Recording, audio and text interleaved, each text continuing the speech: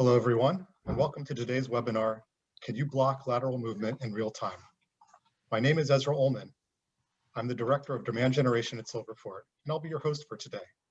Before we start, a few notes. All attendees will be muted throughout the webinar.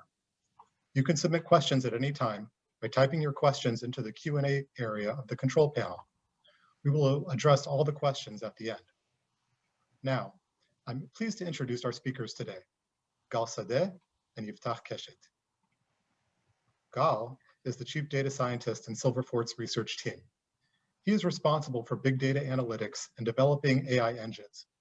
He joined Silverfort after many years of research and leadership roles at the 8200 Elite Cyber Unit of the Israel Defense Forces. Gal holds a master's in computer science from Tel Aviv University. Yiftach is the Director of Product Marketing at Silverfort. Prior to joining Silverfort, he served in various product management and product marketing roles with cybersecurity market leaders such as Microsoft, Palo Alto Networks, and Team 8. So Gal and Yiftach, take it away. Thanks, Ezra. Hi, everyone. Today, we're going to learn a few interesting stuff on lateral movement. We'll start with identity-based attack overview and zoom in on lateral movement, which is part of identity-based attacks. Understand what makes lateral movement a security blind spot for today's security and identity management stack. Get to know Silverfort Unified Identity Protection Platform and the real-time protection it delivers against lateral movement attacks. And finally, see a demo of various lateral movement scenarios and Silverfort's respective protection. So what are identity-based attacks? I think the best way to understand it is through the following two figures. Over 15 billion credentials are circulating in the dark web. This figure is taken from a report called From Exposure to Takeover. It was made by cybersecurity firm Digital Shadows in 2020. Now, let's take a few seconds to let this number sink in. Over 15 billion credentials are now in the dark web for sale. And these are credentials of all types. Some of them are just personal user credentials for some applications, but many of them are actually enterprise user credentials, domain admin, help desk, enterprise users, SaaS, on-prem. There's a good chance that even my credentials are somewhere out there, or one of your coworkers. There's a whole black market economy of buying and selling compromised credentials in order to access enterprise resources. And the next figure is what logically follows. Stolen or compromised credentials are the #1 cause of data breaches. This was taken from the Cost of Data Breach report made in 2020 by IBM. These two reports are less than a year old, and their findings are still valid. So identity-based attacks are one of the most threatening attack vector in cyber landscape today. Taking it more to the ground, so these attacks, the identity attacks that utilize compromised credentials to access enterprise resources, we can roughly classify them into three groups. The first one are account takeovers through the public internet to compromise SaaS applications or cloud workloads. As more and more organizations shift to the cloud, these type of attacks become more prevalent. The other one is malicious remote access with compromised VPN or ZTNA credentials in order to access either internet-facing servers or the targeted enterprise intranet itself. And also in this era of the COVID-19, we've seen a definite increase in this type of attacks as well. And the third one, on which we'll focus today, is lateral movement. Now, unlike account takeovers and malicious remote access, lateral movement is not the first step of the attack. It's not the initial foothold, the initial compromise. Rather, it is the second step. After the attacker has obtained a certain grasp on a compromised endpoint, from there on, he or she will propagate to on-prem endpoints, servers, cloud workloads, or SaaS applications. And while even a few years ago, lateral movement was exclusively found only in the on-prem domain. So today, with the modern enterprise and its multi-cloud and on-prem working environment, we can see that movement actually all around on-prem and the cloud as well. So I guess now is the time for our first poll question.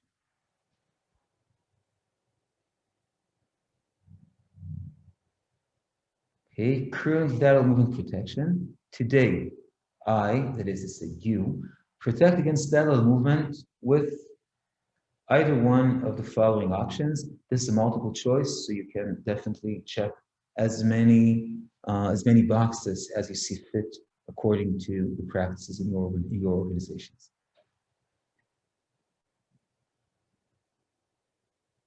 Cool. Let's give it a few more seconds to let everybody fill in. Great. So let's see the results.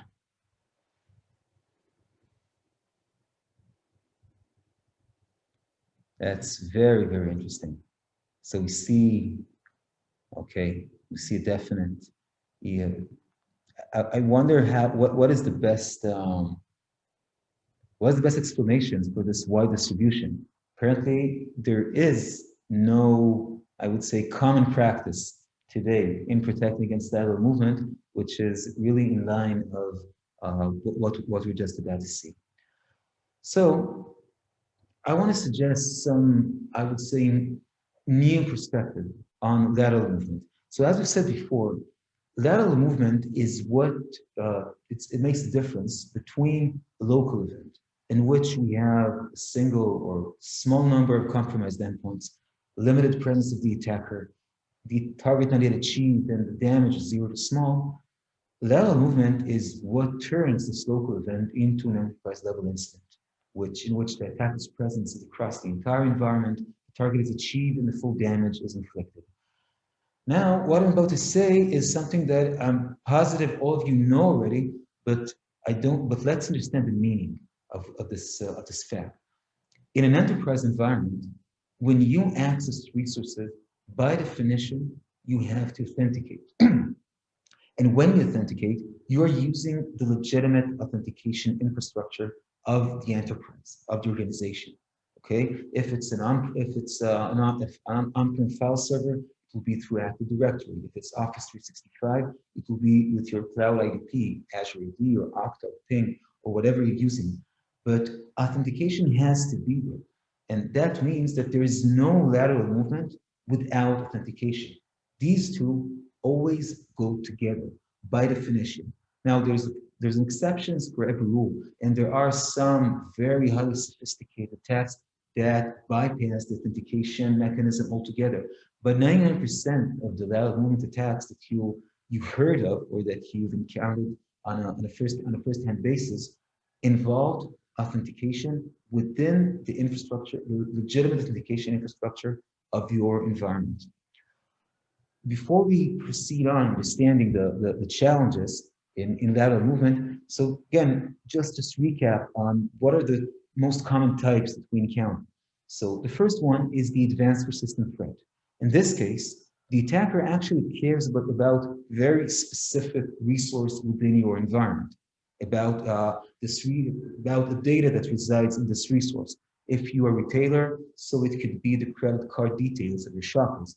If you are for a manufacturer, it could be your patents or any other IP. If you're an oil, gas, or construction company, so it will be your bidding strategy. But the point is that the attacker is very, very concerned with just one thing, and all its actions from the initial endpoint that happen to be more vulnerable to compromise until reaching the final destination, this is where the attacker wants to get. And he will do his way as quickly and as quietly as possible until reaching his desire. Now, these types of attacks you can definitely define them as high-end, very well-resourced criminal groups, so APT groups, and usually there will be a manual or real human attacker somewhere behind the screen in another part of the world. And as a rule of thumb, These attacks are less prevalent, but they are the most devastating. And as another rule of thumb, the more large your enterprise is, the more you are susceptible to this type of attack. Now, on the other hand, we have also the other type, which is automated malware propagation, which sort of on a low scale was with us for like 20 years or so, but really spiked through ever since 2017 in the WannaCry attack. This was actually the beginning of a wave that changed malicious payloads of ransomware and whiteware to an automated propagation infrastructure. And in that case, everything here is automated. So someone in your environment gets a social engineered email, opens it, fires up a payload, and this payload has the ability to propagate throughout the network and infect all the machines with, again, ransomware, whiteware, or whatever. But then it's important to understand that this propagation takes place by utilizing the legitimate application infrastructure of your enterprise. So before we proceed, let's have another poll question.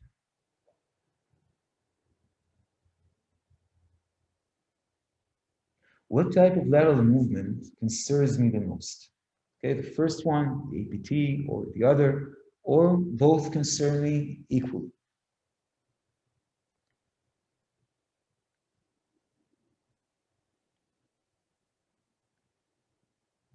Okay, I think all of us had time enough.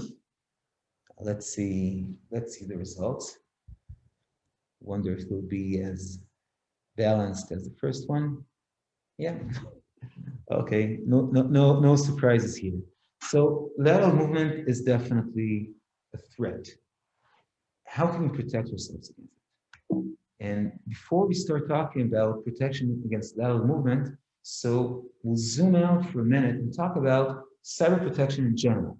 Okay, the core cyber protection, the cyber protection flow is basically founded on three core capabilities: monitor, analyze, and protect.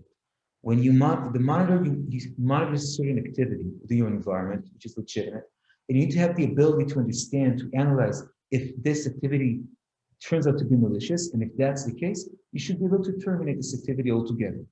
Okay? Sounds simple, maybe a bit abstract. So let's give it.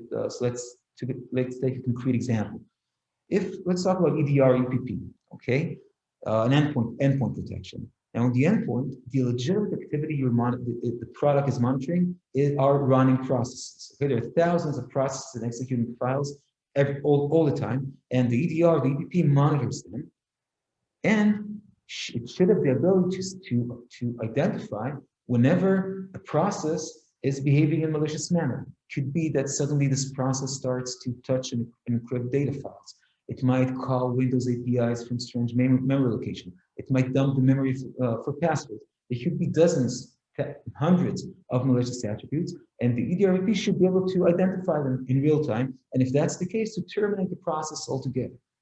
Another example from the network security field. So firewalls monitor the network traffic.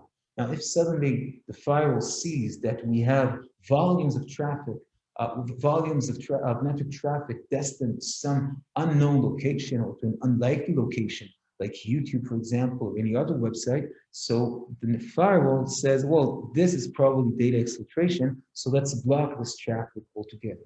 Okay, so it's to monitor, to analyze, and protect, and all three capabilities are essential. You can't have one without the other. And what's more important, if it's not real time, there is no value.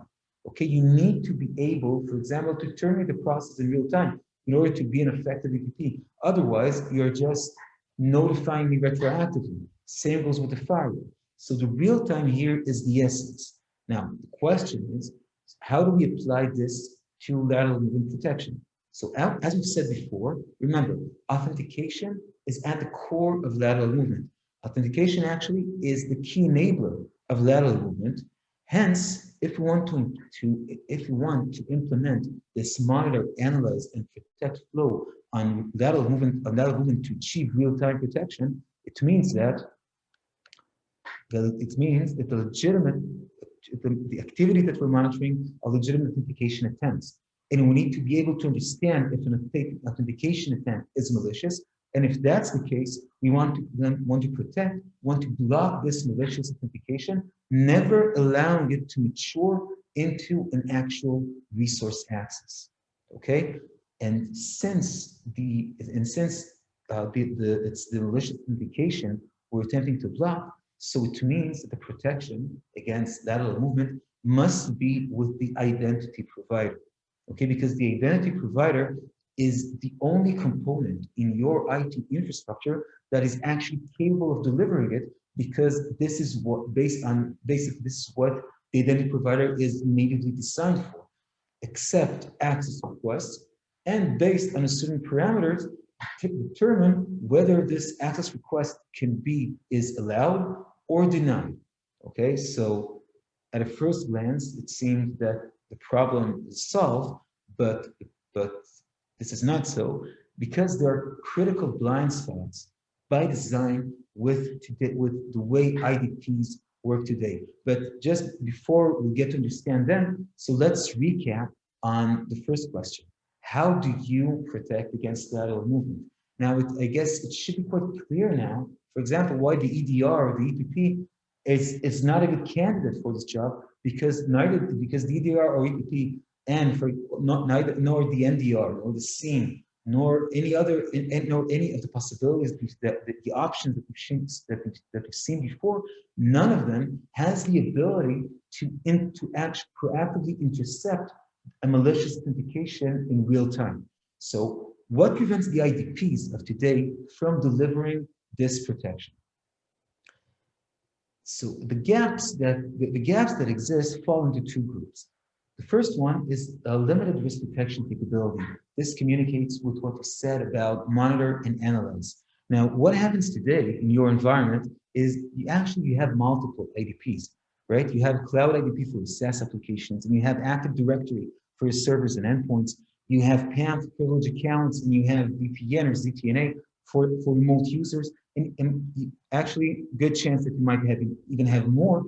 And each one of these IDP operates within its own silo.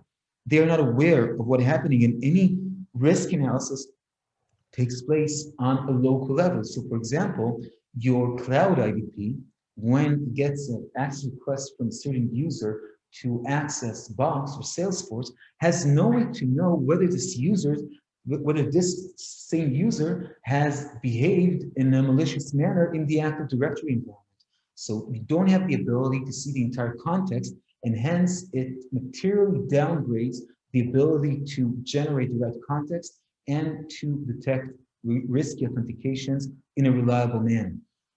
The second gap, I would say even more severe, is partial attack prevention. Because remember, if we're saying that we want to protect against our malicious authentications, now there is an alternate security measure against malicious authentication, which is MFA.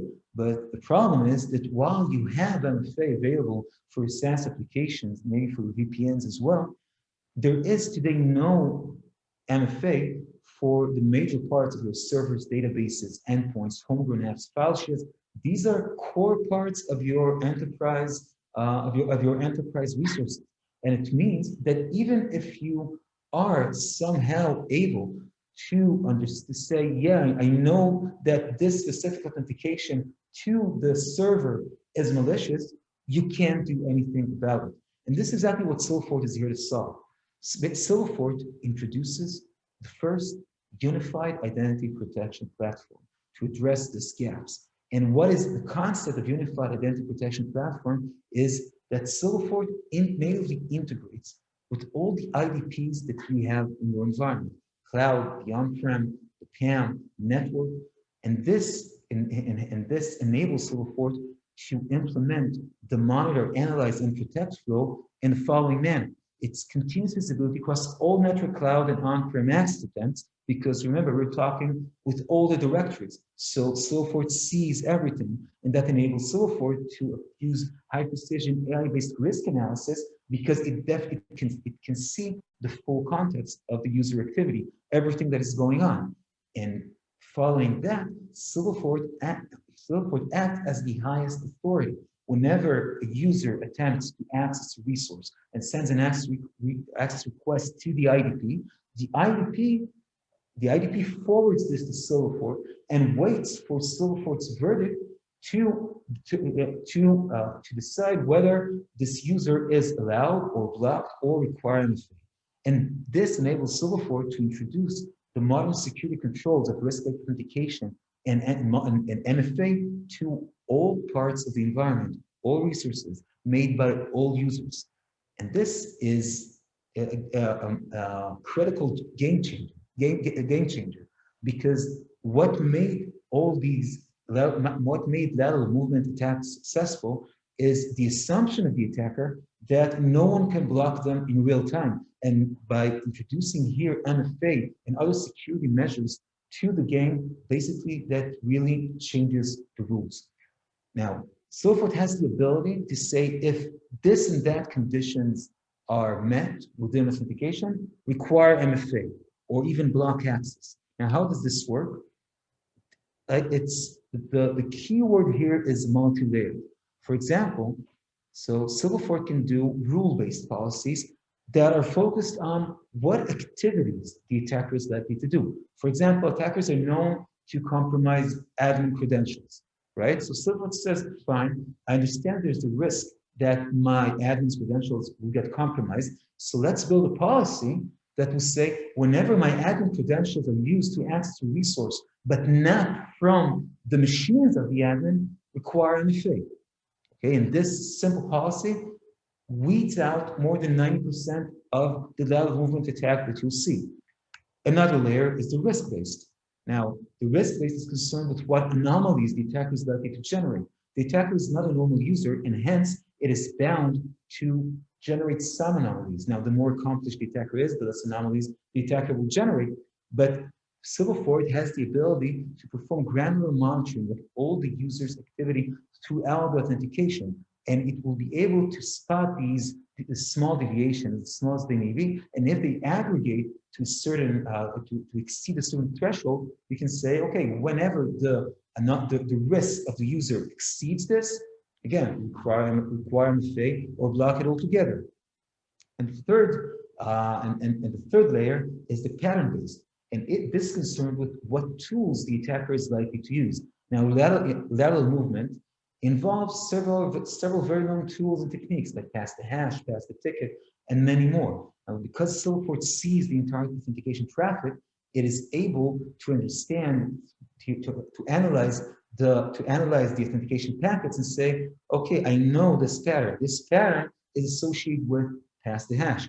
This pattern is associated with pass the ticket. Now, all these three interlocking layers that gives you an extremely solid defense against all types of lateral movement attacks.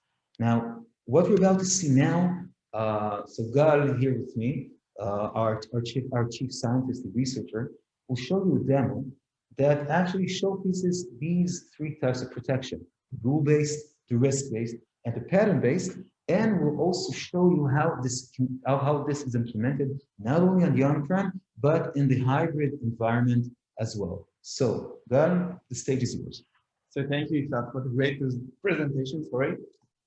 And we'll go right away to the demo environment. So a little bit about the environment before we start the demo. So in the environment, we have three machines.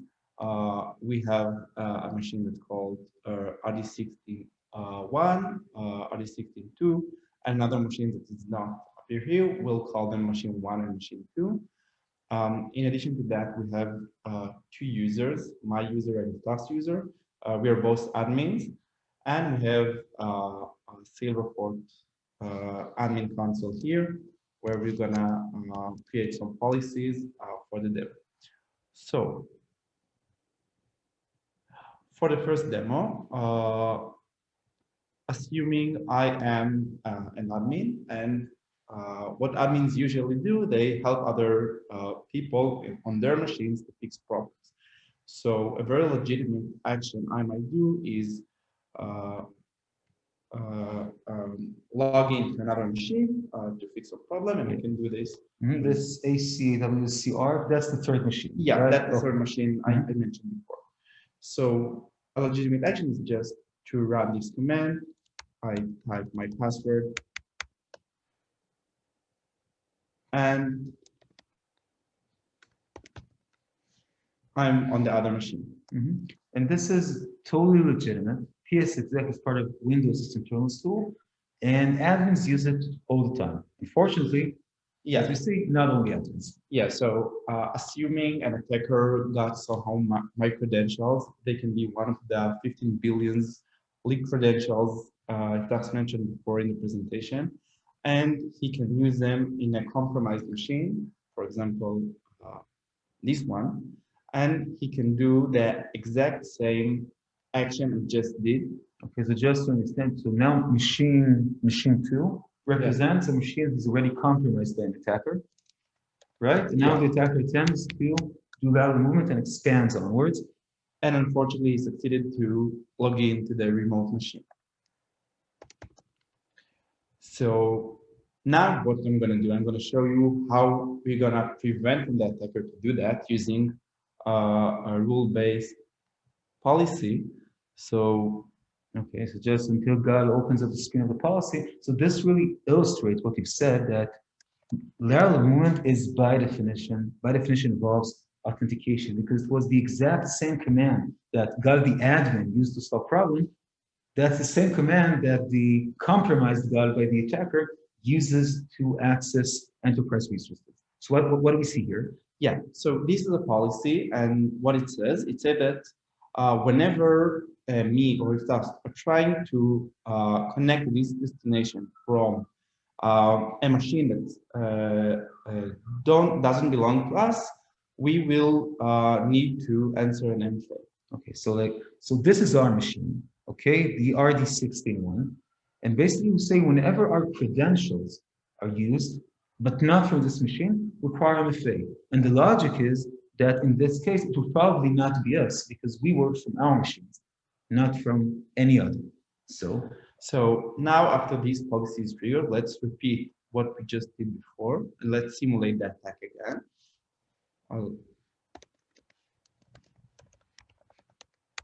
Yeah, so we've rewinded the time, went back, the first attack we see has never happened. And now we have an attacker that has successfully compromised machine 2 and is now attempting again to spread onwards with the same PSExec command. Yeah, so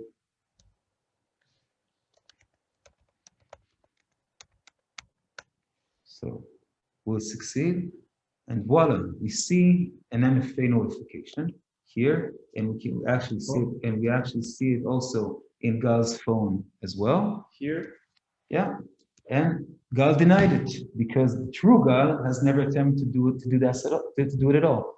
Yeah. The attacker is barred outside without a clue what happened, and this is a great example of how MFA can definitely be a game changer in everything that has to do with lateral movement from remote logins. But our attacker is resourceful, and he's not, and so he attempts to do another thing. Since God can't do it with God, so he'll do something else. Yeah. So another thing attackers usually do, they try to find service accounts, which are accounts that are not operated by human beings, and try to find their password hashes or something like that, and use that to perform lateral movement.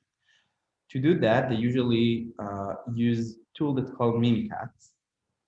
So I'll demonstrate how to use this tool. So just to recap for everybody who doesn't remember, service accounts, as Gal said, these are accounts that are used for machine-to-machine communication, for doing software updates or other repetitive tasks. There is no human user behind them, and they're often highly privileged in order to access all the resources. So as such, they are very lucrative target for attackers, and we'll soon see whether Gal the attacker found something interesting. So what it just did is, it's scanning the process for finding password hashes and stuff like this on this machine. And surprisingly, I found a user that's called SVC File Manager, which is very likely to be a service account. And luckily for the attacker, I also have the NTLM hash. So what I can do now, I can use this NTLM hash to try to perform lateral movement attack. So we wrote a script in advance that do that. And what the script does, I type here the service account, and he tries to log in to the remote machine I just logged in before with psexe. So let's see what happens. He couldn't access. Okay, now this should have worked because it is the same thing we've done before, just with the service account. However, it didn't work. The attacker wasn't able to use the service account for that movement. Yeah, so let's understand why it happened. So here on the Silverfort admin console, you can go to the service accounts page and see that there is a service that's called a service account that's called SVC File Manager, which is protected by a policy. And when you investigate it, you can see that it has critical risk. And the reason for that, you can see here that we have a service of normal authentication activities. Since service accounts usually predict, like do repetitive behavior and predict and very predictable, and now we just did an interactive login with the service account, and we deviate from the normal behavior, the risk was elevated to critical, and policy caught this user and block the authentication. Okay, and this is a great example for risk-based policy. Okay, because the policy for this service account says whenever the risk exceeds, for example, exceeds high or critical, block it.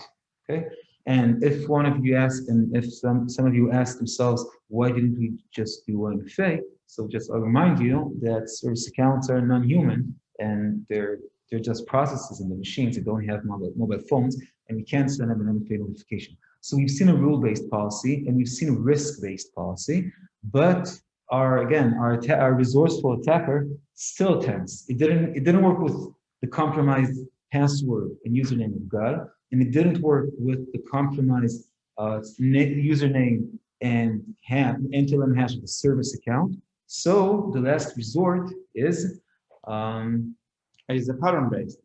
But before I present you that, I want to show you something. You probably won't understand what I'm doing right now, but remember this because it's going to be useful in 5 minutes. So I'm opening incognito Chrome tab, and yeah. So I'll actually do a spoiler. So what Gal is actually doing is logging into to Microsoft Azure, but he's doing it with my credentials. Maybe we can consider it even a sort of a compromise.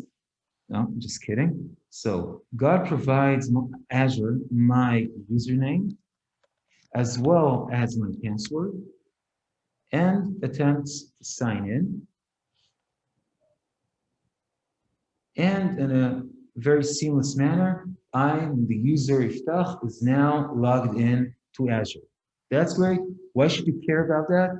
You'll understand in a few minutes. So let's just go back to Silverfort's admin console and enable our pattern-based policies. Just by the way, you probably asked yourselves, so in real life, I would suggest all policies to be turned on, right? Because the important thing is to protect. Who cares if the lateral movement was prevented because of risk-based, pattern-based or not? But for the sake of this demo, we're disabling the other policies and just turning on the pattern-based ones. So yeah, so now I'm back in the second machine, and you can see here that here I also got Yiftach's NTLM hash here. So assuming the attacker is now on that compromised machine and wants to use lateral movement with Yiftach credentials, he can do the exact same things he tried to do with the service accounts. Right. So let's do it again. So note, when the attacker knows that there's a user called Yiftach, and he has the empty LM hash, he doesn't have Yiftach's password. That's why he can do paste exec like he's done before. But pass the hash is a great technique that it should enable the attacker to do it in a very easy manner. And let's see what happens now. So I've got an MFA. Are you trying to access this machine? And I'm denying it. I do not want to access it. I've never attempted to access it. And I'm saying no. And sure enough, Yeah. So if we go back here to the console and we'll investigate. we'll go to my users page. And The user, so we'll see that first thing, the criticality raised to critical, and if we deep dive to the risk indicators, you can see here that we have a risk indicator called weak encryption protocol use, which is triggered when pass the hash technique is used. And since we just triggered the parent-based policy, Yiftach just got MFA, he denied it, and the attack was prevented.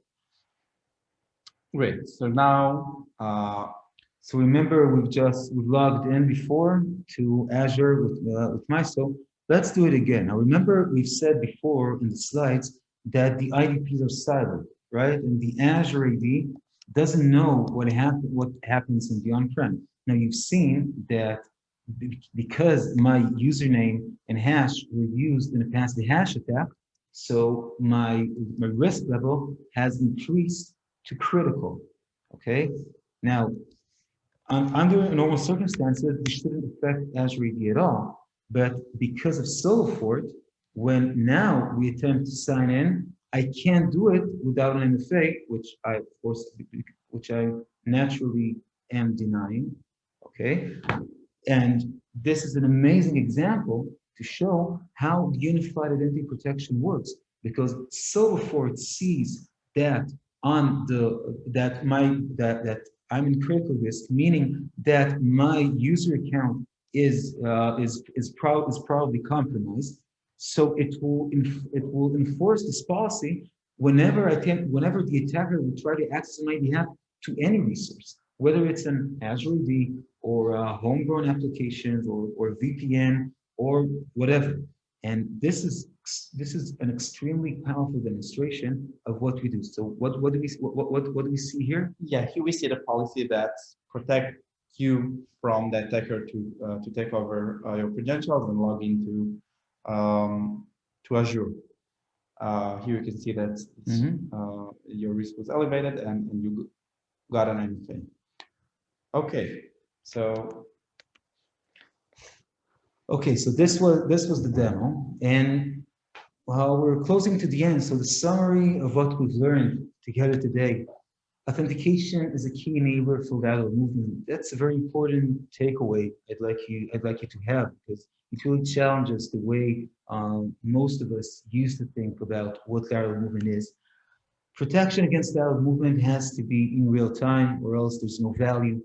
Silverfort pioneers the first unified identity protection platform that integrates with your IDPs to deliver real-time protection against lateral movement. And Silverfort lateral movement protection will combine preset behavior rules, what we call rule-based policies, risk-based policies, and pattern-based policies. And what's extremely important, this protection applies not only to the on-prem, but also to the multi-cloud environment like SaaS applications, cloud workloads, and anything else that you have.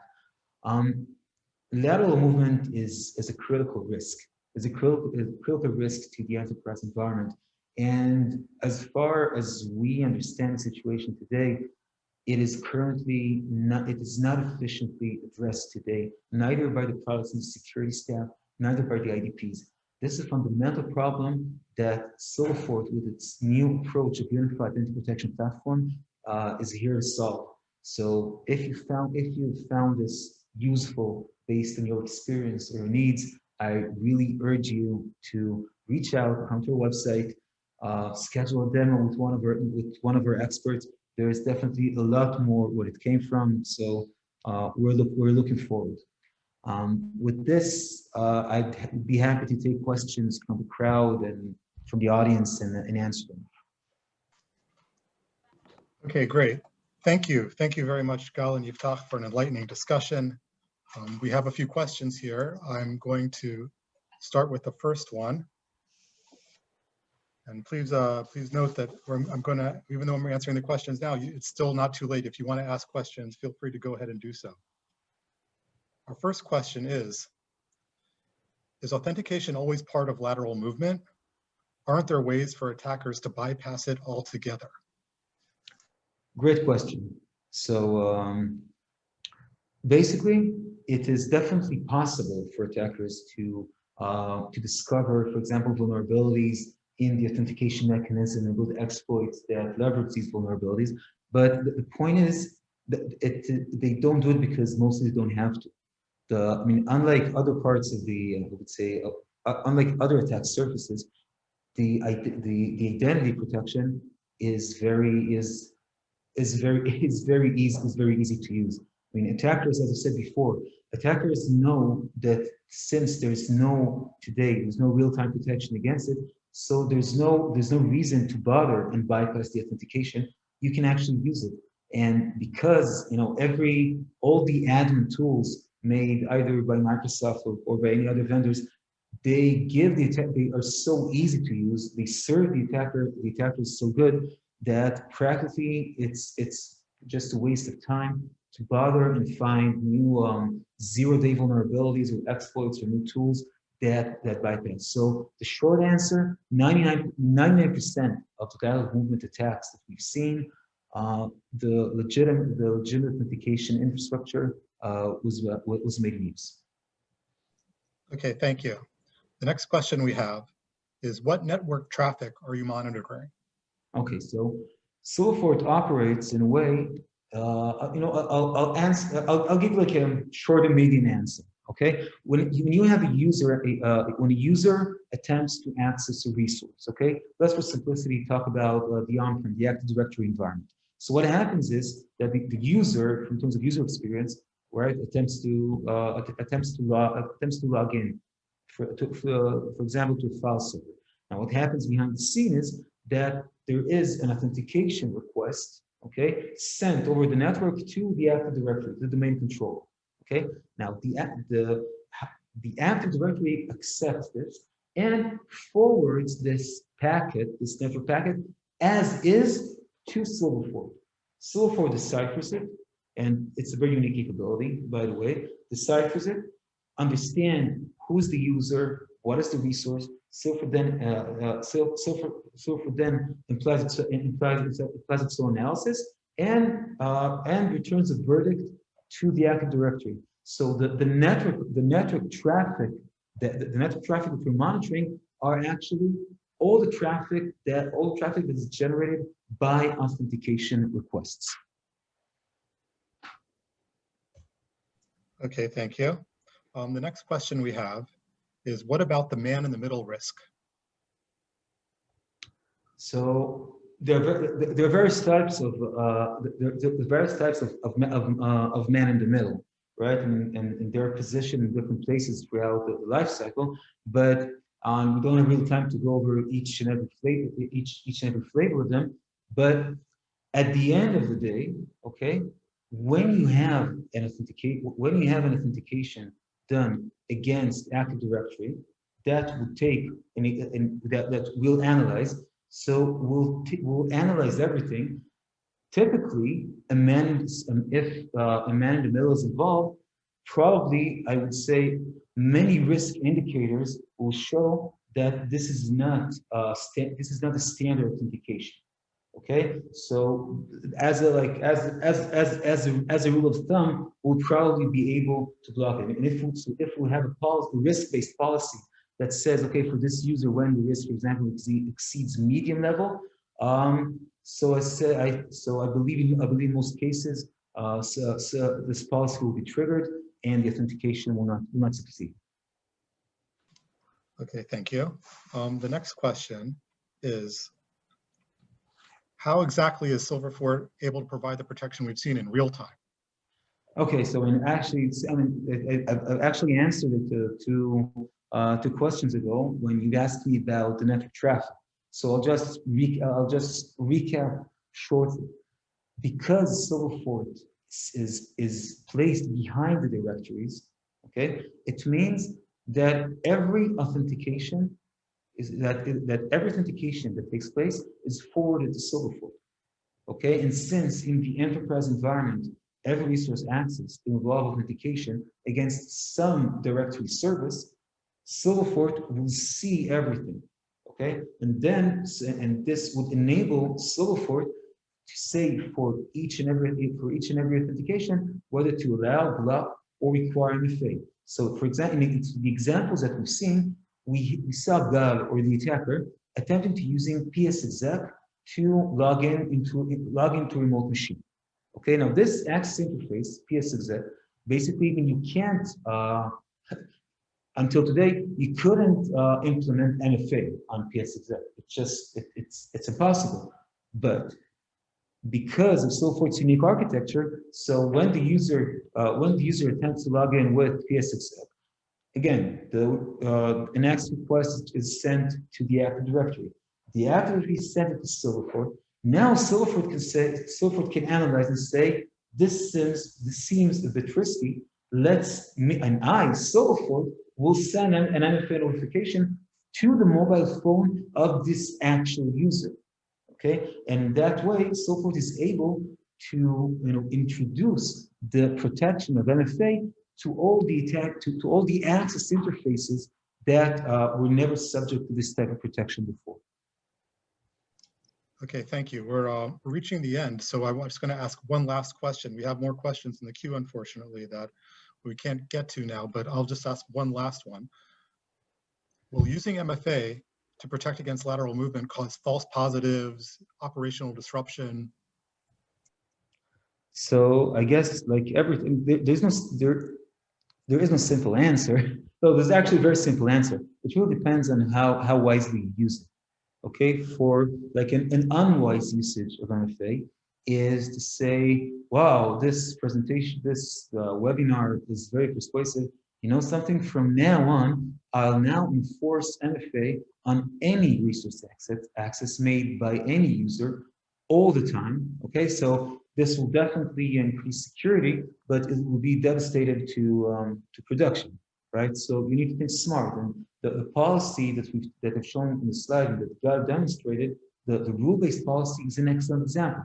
Because if I have a policy that says when an admin credentials are used from a non-admin machine, trigger an MFA, so this would never cause any operational problem, right? Because if everything's normal, nothing would pop up. The only time where the admin maybe would have to absorb a 2 seconds delay in his work will be when his credentials are actually compromised. So in 2 seconds, a very small price to pay in this scenario, right? And the same goes for the risk-based protection. If you're basing your policies on risk, it means that most of the time, your users won't be prompted with MFA requests because most of the time they're not at risk. Okay, and same goes also for the pattern base. And we here at Silverfort, throughout the years, we've actually built, I think, a very useful set of best practices on how to use MFA of a unified identity protection in a manner that from the one hand does not compromise security, and on the other doesn't dampen productivity. Okay, thank you very much. We still have questions in our queue, but unfortunately we have to, being mindful of people's time, we're going to have to stop it here. Please do feel free to reach out for us, however. And again, thank you very much, Gal and Yiftach, and thanks to all of you for attending today's webinar. Our next webinar is scheduled for next month, and we'll be sending out an invitation for you all to attend, but please feel free to contact us before then. So thanks again for joining us today. Have a wonderful day, and we hope to see you again soon. Take care.